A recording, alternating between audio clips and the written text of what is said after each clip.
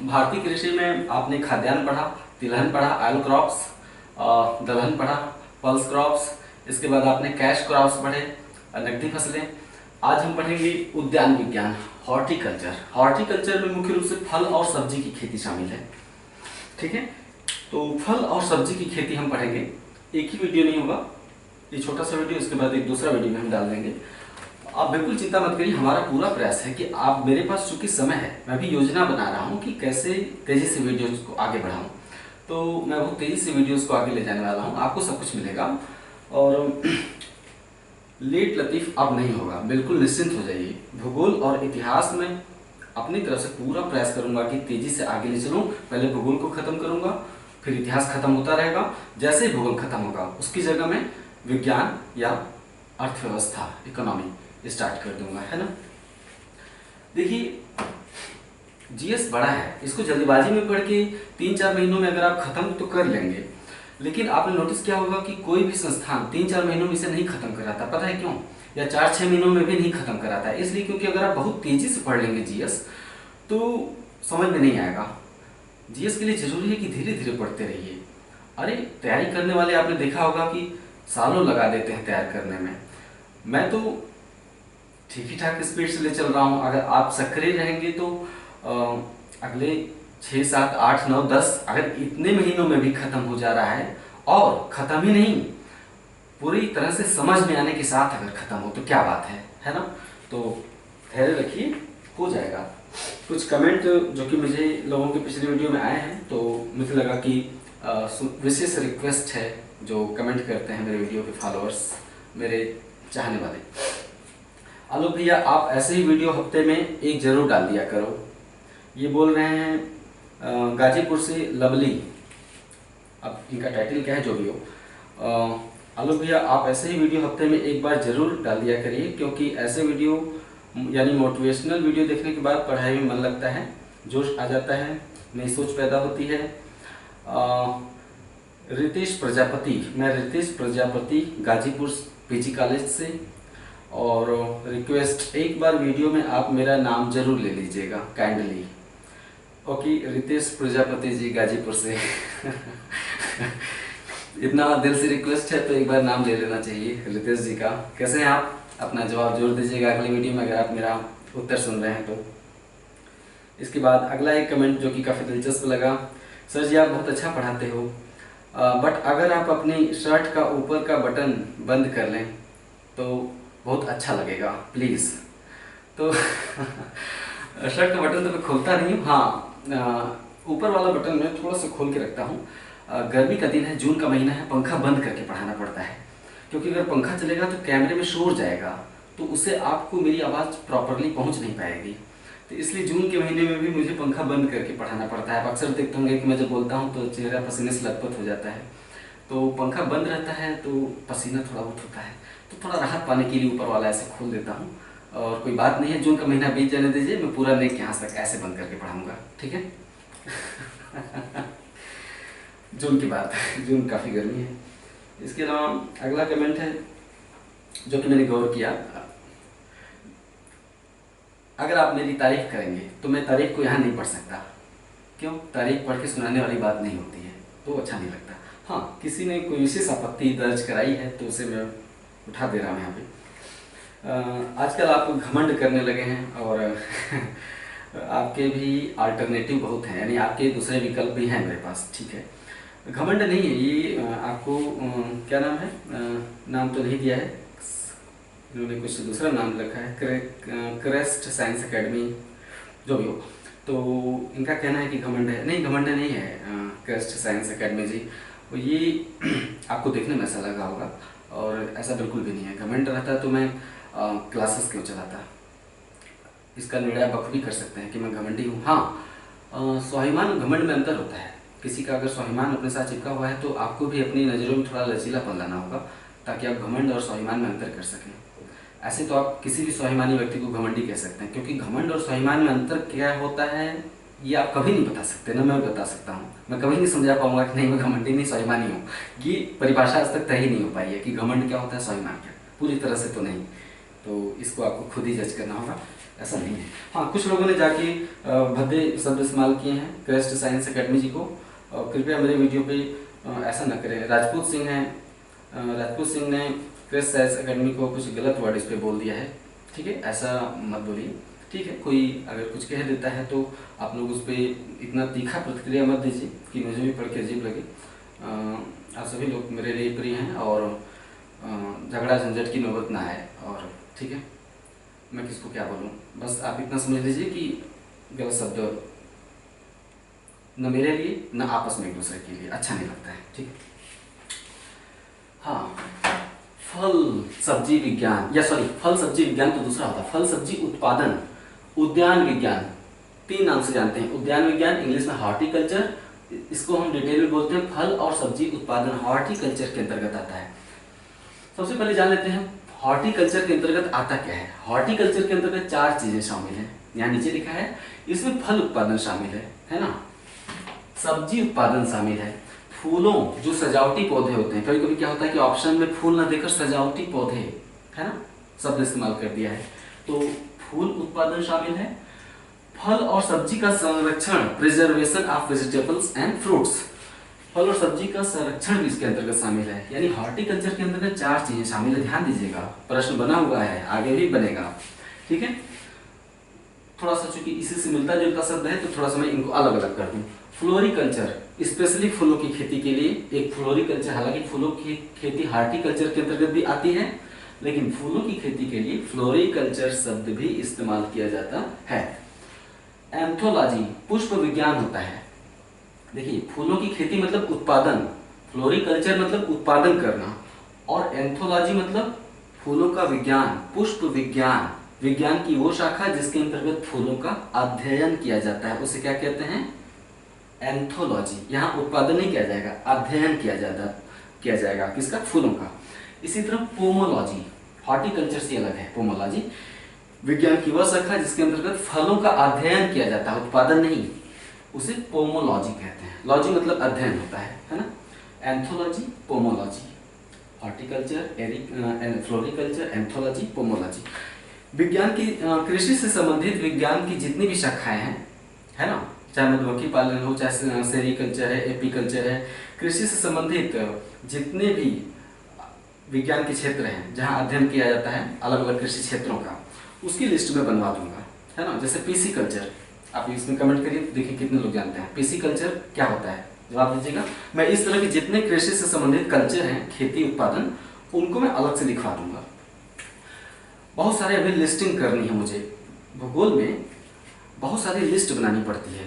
प्रथम राज्य, प्रथम उत्पादक देश, दूसरा राज्य, दूसरा देश, पोषण स्तर, विटामिन, प्रोटीन, है ना। जैसे विटामिन सी, 4 विकल्प दे देगा, कौन से फल में सबसे ज्यादा विटामिन सी पाया जाता है। अब ये इस पर निर्भर करता है कि ऑप्शन में क्या क्या है ना। इसी तरह से फलों की और सी बहुत सारी विशेषताएं हैं जिस पर कि एक बार लिस्टिंग की जानी जरूरी है, तो वो लिस्टिंग में करता रहूंगा आगे पीछे, इंतजार करिए, सब कुछ मिल जाएगा, कुछ नहीं छूटेगा। आइए स्टार्ट करते हैं। भारत दुनिया का 11% फल उत्पादन करता है, मोटा मोटा आप 10 मानकर याद कर लीजिए, है ना। ये सवाल कई बार पूछा जा चुका है, इस एग्जाम में भी, पीसीएस एग्जाम में भी भूल जाता है, यहाँ तक कि मुझसे भी एक बार भूल गया था। मैं एग्जाम दे रहा था, मैंने 15% को टिक कर दिया, हो जाएगा किसी से भी ऐसा, तो ध्यान दीजिएगा। अब चूंकि मैंने बता दिया कि मैंने 15% पर टिक कर दिया, तो आपको नहीं भूलेगा, मुझे पूरी उम्मीद है। तो 10% लगभग भारत दुनिया का फल उत्पादन करता है, और ऐसा करके वो चीन के बाद दूसरा सबसे बड़ा फल उत्पादन करने वाला भारत देश है। सर्वाधिक फल उत्पादक राज्य हमारे देश में महाराष्ट्र है, उसके बाद आंध्र प्रदेश का स्थान है। सबसे ज्यादा फल उत्पादक राज्य महाराष्ट्र। देश में शीर्ष फल क्षेत्रफल वाला फल, यानी सबसे ज्यादा क्षेत्रफल में जो फल उगाया जाता है या बोया जाता है, वो आम है। सबसे ज्यादा क्षेत्रफल, भारत में आप कहीं भी चले जाइए आम का फल मिल जाए, आम का पेड़ मिल जाएगा, है ना। तो सबसे ज्यादा क्षेत्रफल वाला फल कौन सा है, आम है। लेकिन सबसे ज्यादा क्षेत्रफल में आम उगाया जरूर जाता है, लेकिन सबसे ज्यादा उत्पादन आम का नहीं होता है, केले का होता है। सबसे ज्यादा उत्पादन हमारे देश में केले का होता है मात्रा में। हॉर्टिकल्चर आप पढ़ चुके, फ्लोरिकल्चर, एंथोलॉजी, पोमोलॉजी। हाँ, भारत इन 6 प्रकार के फलों में अव्वल है, उत्पादन में प्रथम स्थान रखता है भारत। कौन कौन से 6 फल हैं? आम, अमरूद, केला, आंवला, अनार, पपीता। इसे याद कर लीजिएगा, किसी भी एग्जाम में हमेशा काम देने वाली चीज है। इन 6 फलों के उत्पादन में भारत अव्वल है। नेक्स्ट, आम का वानस्पतिक नाम मैंजीफेरी इंडिका। आम का वानस्पतिक नाम है मैंजीफेरी इंडिका और भारत दुनिया का 40% आम पैदा करता है। दुनिया का 40% आम उत्पादन भारत में होता है। हाँ, इस तरह की लिस्टिंग अभी खाद्यान्नों में की जानी। फल की लिस्टिंग तो मैंने की है, प्रथम उत्पादक देश, प्रथम उत्पादक राज्य, ये है फलों के नाम। इस तरह की लिस्टिंग खाद्यान्नों में होनी है, नकदी फसलों में होनी है, तिलहन में होती है, दलहन में होनी है। करूंगा इसकी जस्ट बात, वो अलग एक तरह का सेक्शन है, क्योंकि वो पूरी तरह से रट्टा मार होता है ना। लेकिन फल का स्पेशल है मैंने यहाँ पे बना दिया है। सबसे पहले मैं बताऊंगा देश और फिर राज्य बताऊंगा। कुल फल उत्पादन में प्रथम स्थान जरूर याद रखिए, दूसरा स्थान कौन सा राज्य या देश का है भूल जाइए चलेगा, पहला स्थान मत भूलिएगा। कुल फल उत्पादन में चाइना प्रथम है। यहाँ भी आपने देखा कि भारत का चीन के बाद दूसरा स्थान है। भारत 10% फल उत्पादन करता है। सबसे ज्यादा फल उत्पादन चाइना, भारत में महाराष्ट्र। यहाँ भी आपने पढ़ा सर्वाधिक फल उत्पादक राज्य हमारा महाराष्ट्र है। इसी तरह कुल फल उत्पादन में चाइना के बाद इंडिया का दूसरा स्थान है। आम उत्पादन में विश्व में भारत प्रथम स्थान पर है। और पहले इसको दोहरा दें, आम में भारत, केला में भारत, अमरूद में भारत, अंगूर में चाइना, उसके बाद इटली का स्थान है। यूरोप में सर्वाधिक अंगूर उत्पादक देश कौन सा है? इटली, क्योंकि दूसरा स्थान इटली का, यूरोप का पूछ रहा है, तो यूरोप में सर्वाधिक अंगूर उत्पादक देश इटली हो जाएगा। तो अंगूर में प्रथम स्थान चाइना का है, तो इटली का है। सेब में भी चाइना, लीची में चाइना, नींबू में चाइना, ठीक है। संतरा में ब्राजील, ठीक है। संतरा उत्पादन में नंबर 1 स्थान ब्राजील का है। आंवला में इंडिया, अनार में इंडिया, ठीक है। अनानास में कौन सा देश है लिखा उतना महत्वपूर्ण नहीं, सभी देशों का सब कुछ याद करना बहुत जरूरी नहीं होता है। वैसे भी आप बुक खोल के देख सकते हैं या आप गूगल मार लीजिए सर्च, ठीक है। तो जहां चाइना प्रथम स्थान पर वहां मैंने बोल्ड कर दिया है। ये देखिए संतरा में ब्राजील है। राज्यों में देख लेते हैं। कुल फल महाराष्ट्र, आम में अपना यूपी, आम में उत्तर प्रदेश प्रथम स्थान पर है।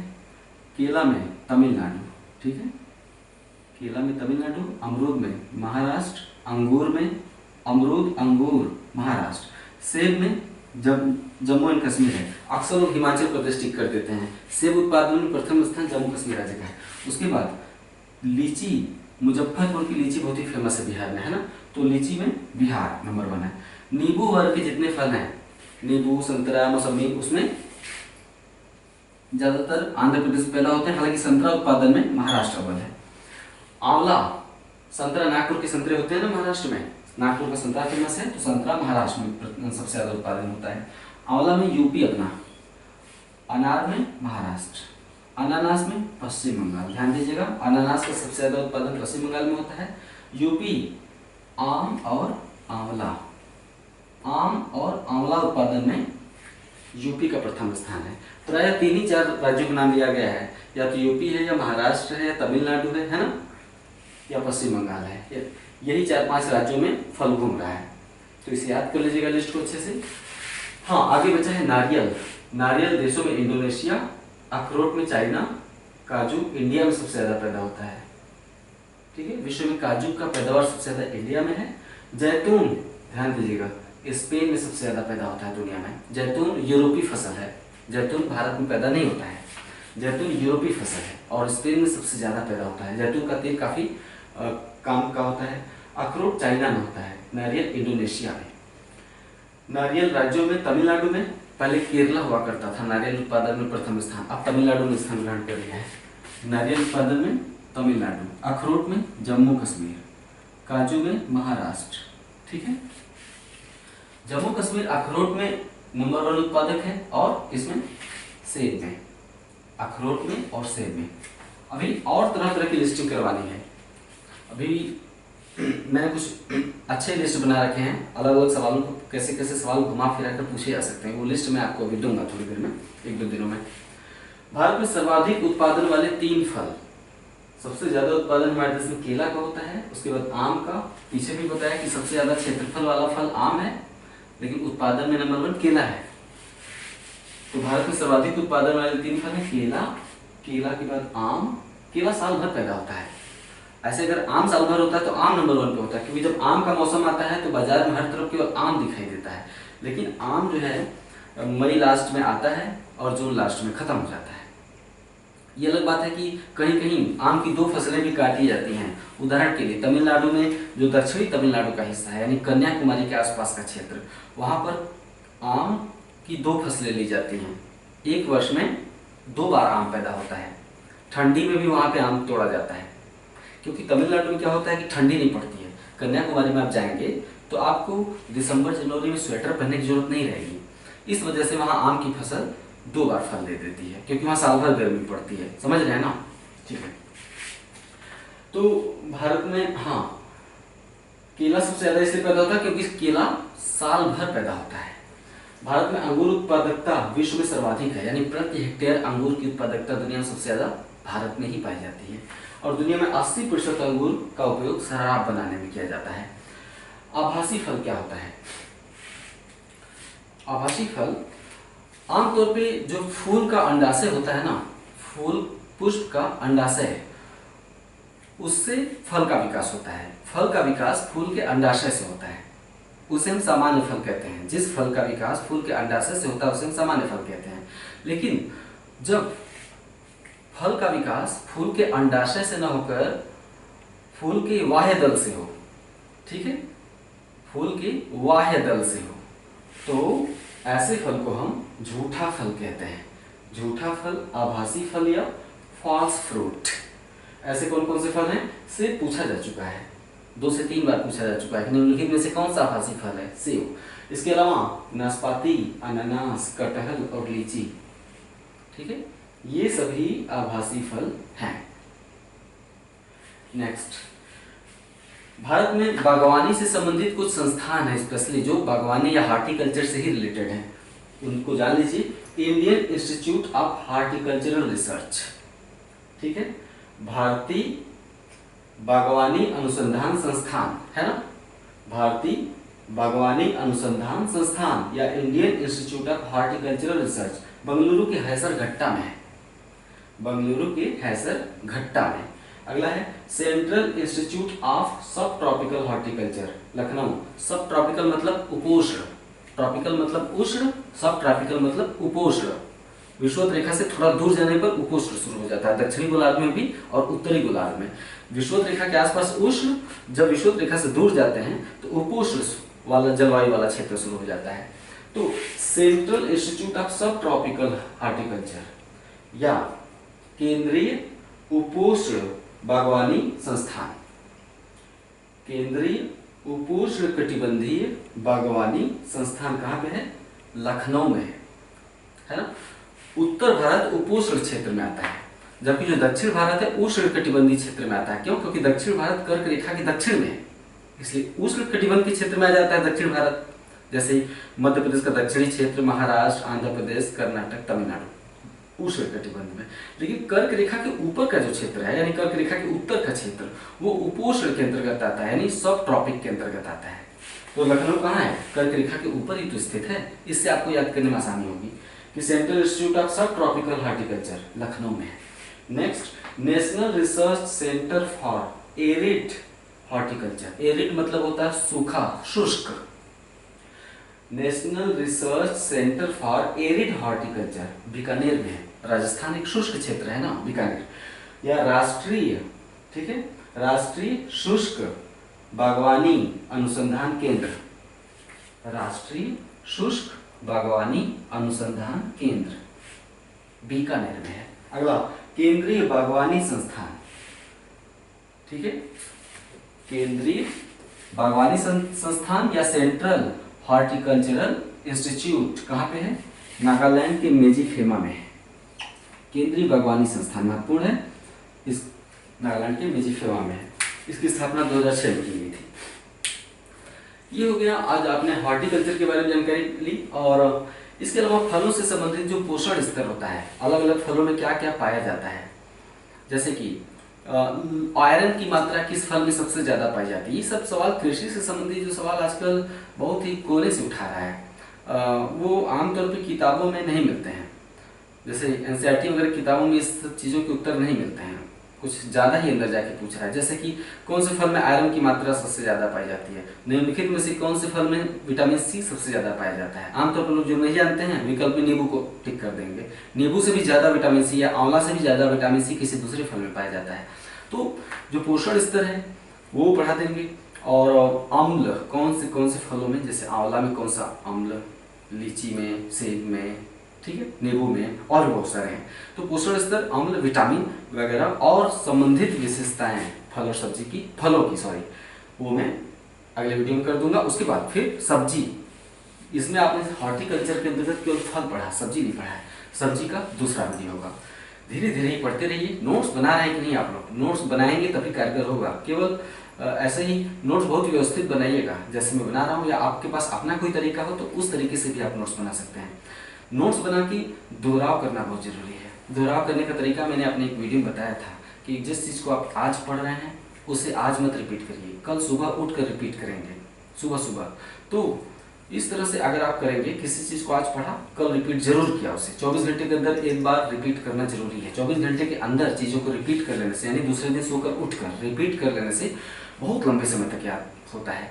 यानी उसको पढ़ने में आपने जो समय गंवाया वो बर्बाद नहीं होगा, उसका उपयोग हो जाएगा अगर अगले दिन आपने उसे दोहरा दिया तो नोट्स बनाकर उसे रिपीट करते रहिए, कछुए की चाल चलिए, कोई दिक्कत नहीं है, जीत आपकी होगी। ठीक है, नमस्कार।